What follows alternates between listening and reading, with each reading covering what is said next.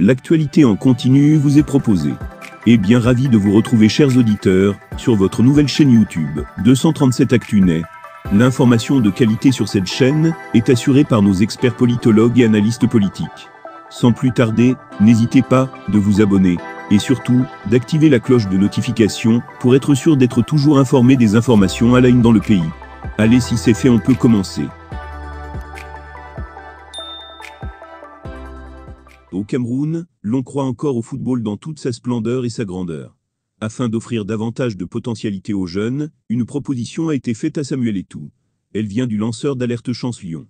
Cher Samuel Eto'o, président de la FECAFOOT, afin d'améliorer les performances de nos sélections nationales jeunes U23, U20, U17, il faudrait lancer avec l'aide d'un sponsor qui croit en la jeune, un championnat national d'élite U21, indique le lanceur d'alerte. Pour lui, il suffirait donc pour cela de signer un partenariat de naming et de sponsoring avec une entité publique ou privée de la place désireuse d'accompagner la politique sportive, notamment de notre football.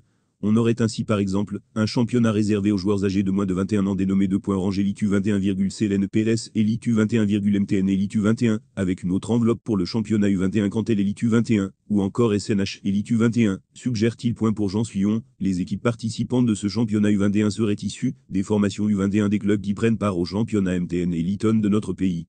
Ce qui obligerait les clubs d'élite à investir dans les sections jeunes ou à signer des partenariats avec les multiples centres de formation et autres clubs de ligue régionale afin de se ravitailler auprès de celles-ci en joueurs âgés de moins de 21 ans. Les rencontres de ce championnat U21 devraient se dérouler les samedis et dimanches afin de permettre à ceux de ces joueurs U21 de poursuivre leur éducation auprès des établissements scolaires de la place.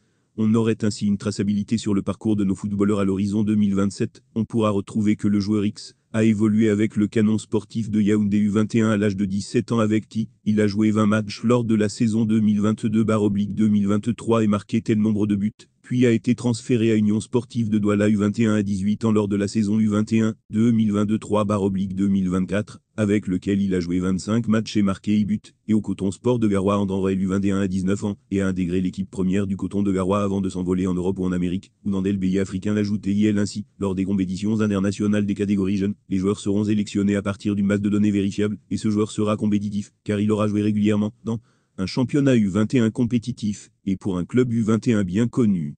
Cette exigence aurait dû être la pierre angulaire sur laquelle il fallait s'appuyer comme condition pour le lancement de la saison prochaine.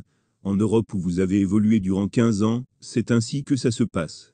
Afin de réaliser un tel projet, un appui financier de la fédération au bénéfice des clubs est nécessaire. On peut partir sur un appui de 10 millions par club. Cet argent peut être financé par le sponsor du dit championnat, poursuit le lanceur d'alerte.